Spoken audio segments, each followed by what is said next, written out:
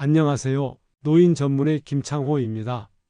혹시 아침마다 화장실에서 힘들게 앉아 계시지는 않으신가요? 아무리 약을 먹어도 며칠 뒤면 또 변비가 반복되진 않으셨나요? 그런데 변비가 단순한 불편함을 넘어서 치매나 온몸 건강에도 영향을 준다는 사실 알고 계셨나요? 오늘은 노인분들이 평생 숙변 걱정 없이 건강하게 사실 수 있는 방법을 알려드리겠습니다. 자, 그럼 이제 본격적으로 시작해 보겠습니다. 많은 분들이 변비를 그냥 배가 좀 불편한 것 정도로 생각하시는데요.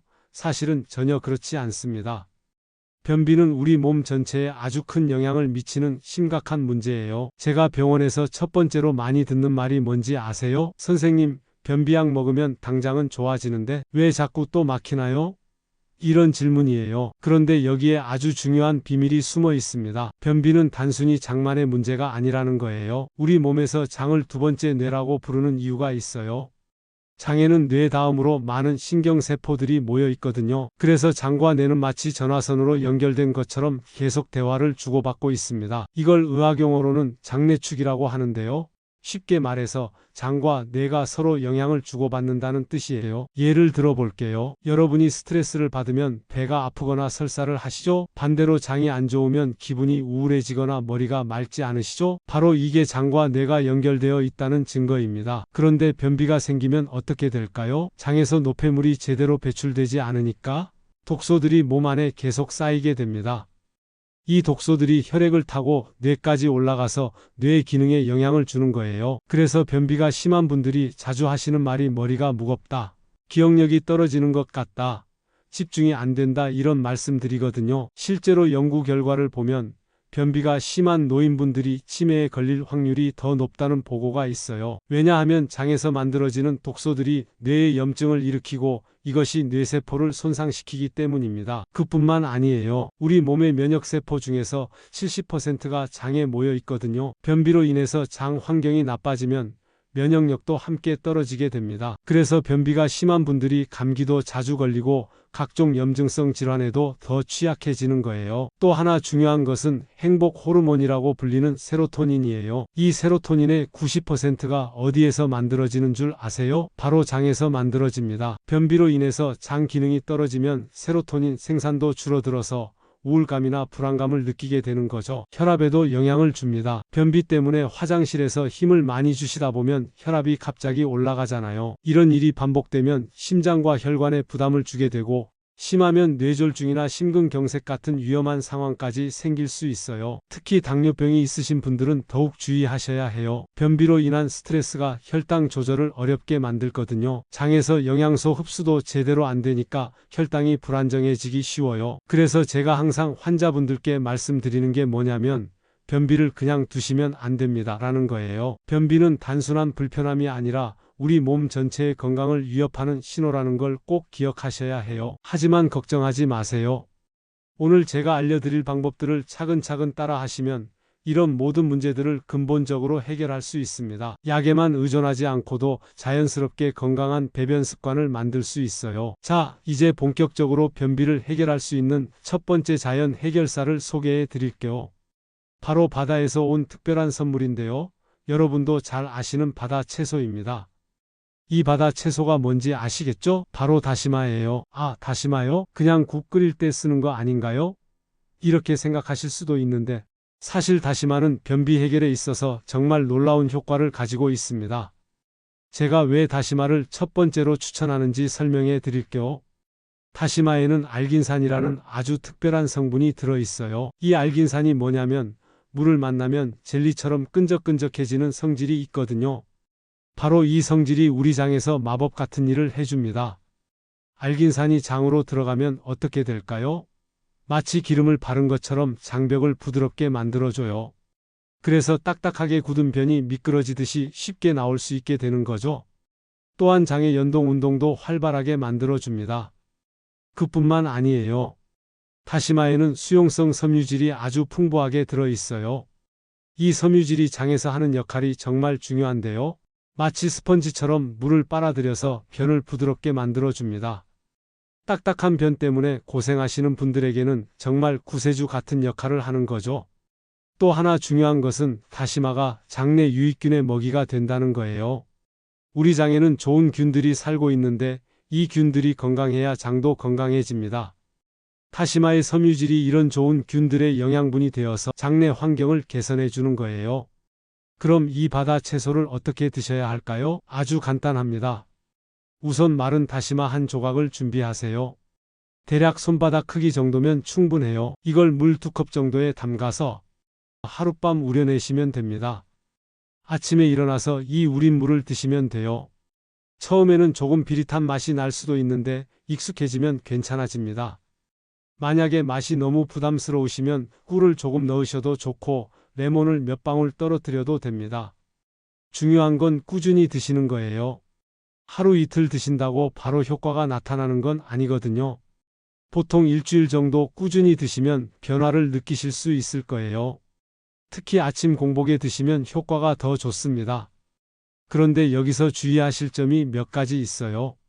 첫째, 갑상선 질환이 있으신 분들은 주의하셔야 해요. 다시마에는 요오드가 많이 들어있거든요.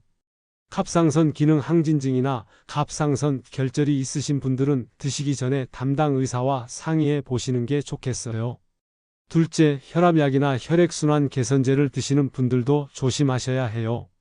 다시마의 알긴산이 이런 약물의 흡수를 방해할 수 있거든요.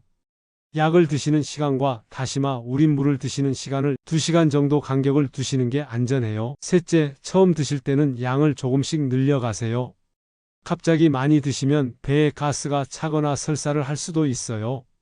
처음에는 다시마 작은 조각 하나로 시작해서 몸이 적응하면 조금씩 늘려가시면 됩니다. 또 하나 팁을 드리자면 다시마를 우린 후에 그 다시마도 버리지 마시고 드셔도 돼요. 부드럽게 우려진 다시마를 잘게 썰어서 나물로 무쳐 드시거나 밥에 넣어서 드셔도 좋습니다. 이렇게 하면 섬유질을 더 많이 섭취할 수 있어요. 많은 환자분들이 선생님, 정말 다시마만으로도 효과가 있나요? 이렇게 물어보세요. 제가 확신을 가지고 말씀드리는데 정말 효과가 있습니다. 특히 노인분들의 경우에는 더욱 효과적이에요.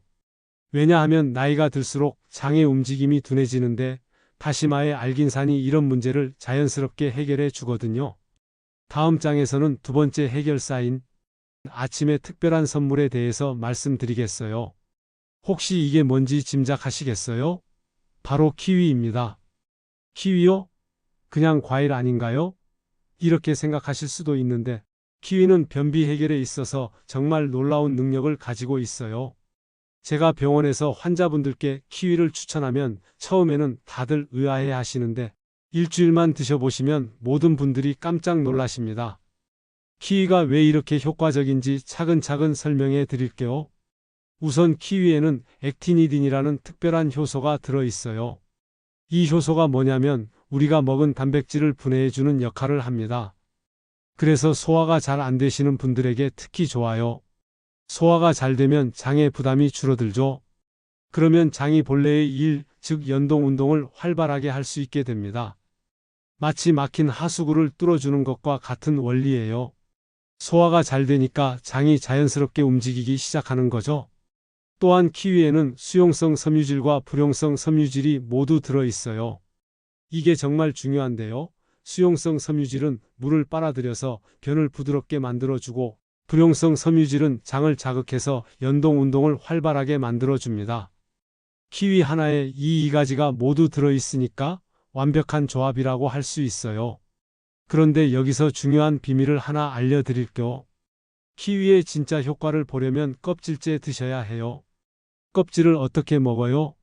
이렇게 놀라시는 분들이 많은데 사실 키위 껍질에는 과육보다 3배나 많은 섬유질이 들어있거든요. 키위 껍질을 드시는 방법은 간단해요. 키위를 깨끗하게 씻어서 털털한 털만 살짝 문지르면 됩니다. 처음에는 좀 거칠게 느껴질 수도 있지만 생각보다 맛도 괜찮고 몸에도 정말 좋아요. 만약에 껍질이 부담스러우시면 믹서에 갈아서 주스로 만들어 드셔도 좋습니다. 키위를 언제 드시는지도 중요해요. 가장 좋은 시간은 아침 공복입니다. 왜냐하면 공복일 때 키위의 효소들이 더 활발하게 작용하거든요. 또한 아침에 드시면 하루 종일 장이 활발하게 움직이는 데 도움이 됩니다. 보통 아침에 일어나서 물 한 잔 드시고 15분 정도 후에 키위 하나에서 2개 정도 드시면 딱 좋아요. 너무 많이 드시면 배가 차가워질 수 있으니까 적당량을 지키시는 게 중요해요. 또 하나 정말 좋은 방법을 알려드릴게요. 키위를 요거트와 함께 드시는 거예요. 요거트에는 유산균이 들어있잖아요. 이 유산균과 키위의 섬유질이 만나면 정말 환상적인 조합이 됩니다. 유산균은 장내 환경을 개선해 주고 키위의 섬유질은 이 유산균들의 먹이가 되어 주거든요. 요거트와 키위를 함께 드시는 방법도 간단해요. 플레인 요거트 한 컵에 키위 하나를 썰어서 넣고 꿀을 조금 넣어서 드시면 됩니다. 달콤하고 시원해서 맛도 좋고 변비 해결에도 정말 효과적이에요. 많은 환자분들이 선생님, 키위가 몸에 차가운 과일 아닌가요? 이렇게 걱정하세요. 맞아요. 키위는 성질상 차가운 편이긴 해요. 그래서 평소에 몸이 차가우시거나 설사를 자주 하시는 분들은 조금 주의하셔야 해요. 하지만 변비 때문에 고생하시는 분들에게는 이런 차가운 성질이 오히려 도움이 돼요. 왜냐하면 변비가 있을 때는 대부분 장에 열이 쌓여 있는 경우가 많거든요. 키위의 차가운 성질이 이런 열을 식혀주면서 장을 진정시켜주는 거죠. 만약에 몸이 너무 차가우시다면 키위를 상온에 두었다가 드시거나 따뜻한 물과 함께 드시면 됩니다. 또는 생강차나 따뜻한 차와 함께 드시는 것도 좋은 방법이에요. 키위의 또 다른 장점은 비타민C가 정말 풍부하다는 거예요. 오렌지보다도 비타민C가 더 많이 들어있거든요. 이 비타민C가 우리 몸의 면역력을 높여주고 장 건강에도 도움을 줍니다. 또한 스트레스 해소에도 좋아서 스트레스 때문에 생기는 변비에도 효과적이에요.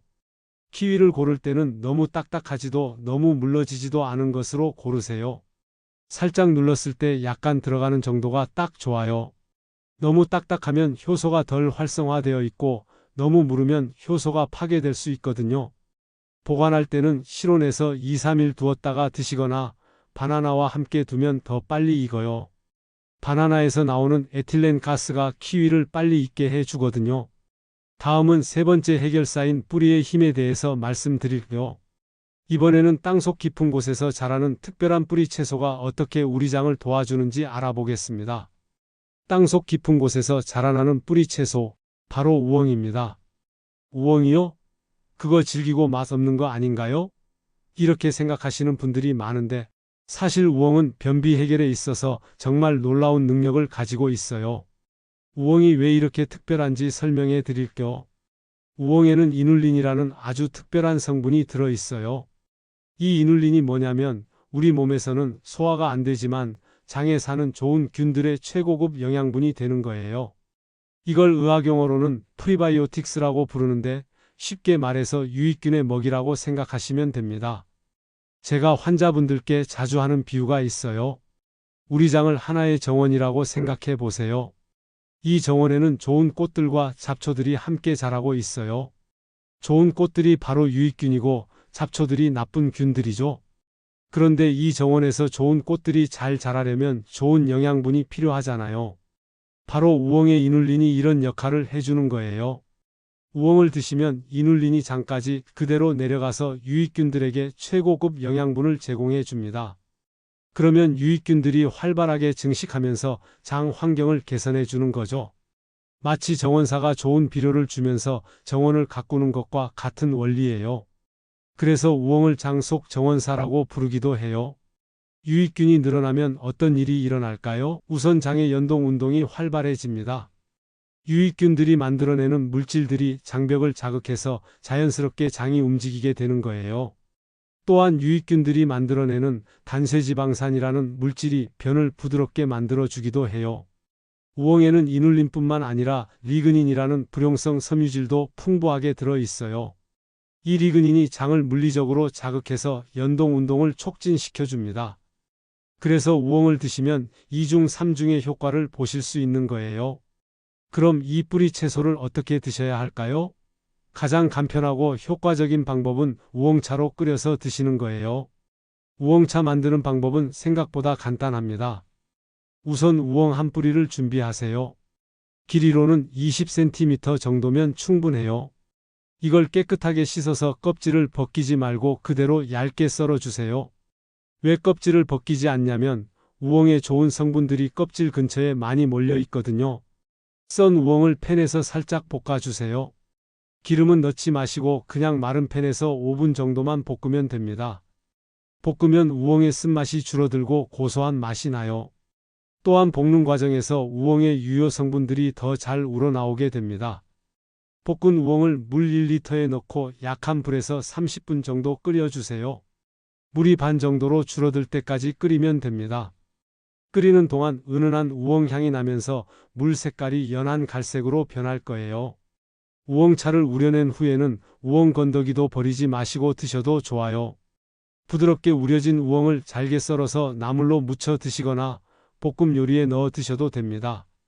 이렇게 하면 섬유질을 더 많이 섭취할 수 있어요. 우엉차는 하루에 2~3잔 정도 드시면 적당해요. 아침에 일어나서 한 잔, 점심 후에 한 잔, 저녁 식사 전에 한 잔 이런 식으로 나누어서 드시면 됩니다. 따뜻하게 드셔도 좋고 차가운 상태로 드셔도 효과는 똑같아요. 그런데 우엉을 드실 때 주의하실 점들이 몇 가지 있어요. 첫째, 처음 드실 때는 양을 조금씩 늘려가세요.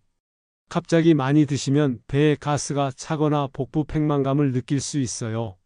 이건 유익균이 급격히 증가하면서 생기는 일시적인 현상이니까 너무 걱정하지 마시고 양을 조절하시면 됩니다. 둘째, 당뇨병이 있으신 분들은 우엉을 드실 때 혈당을 좀 더 자주 체크해 보세요. 우엉의 이눌린이 혈당에 영향을 줄 수 있거든요. 대부분은 혈당을 안정시키는 방향으로 작용하지만 개인차가 있을 수 있어요.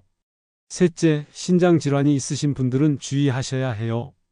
우엉에는 칼륨이 많이 들어있어서 신장에 부담을 줄 수 있거든요.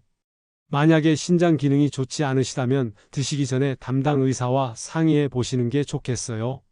많은 환자분들이 선생님, 우엉차가 정말 효과가 있나요? 이렇게 물어보세요. 제가 확신을 가지고 말씀드리는데 정말 효과가 좋아요. 특히 만성변비로 고생하시는 분들에게는 더욱 효과적입니다. 왜냐하면 우엉은 단순히 일시적으로 변을 나오게 하는 게 아니라 장 환경 자체를 근본적으로 개선해 주거든요. 우엉의 이눌린이 장에서 유익균을 늘려주면 이 유익균들이 계속해서 장 건강을 지켜줍니다. 마치 든든한 경비원이 집을 지켜주는 것과 같은 원리예요. 그래서 우엉차를 꾸준히 드시면 변비가 재발하는 것도 예방할 수 있어요. 또한 우엉은 혈액순환에도 도움을 줍니다. 혈액순환이 좋아지면 장으로 가는 혈류도 개선되어서 장 기능이 더 좋아져요. 이렇게 여러 방면에서 도움을 주기 때문에 우엉을 만능 뿌리라고 부르기도 해요. 지금까지 바다채소, 녹색열매, 뿌리채소 이렇게 3가지 자연 해결사를 소개해 드렸는데요. 행복건강TV에서는 국내산으로 좋은 상품을 행복건강몰에 준비해 놨으니 구매하셔도 좋습니다. 채널명 아래 건강몰 링크가 있습니다. 장 건강 잘 지키셔서 건강하시길 기원하겠습니다. 감사합니다.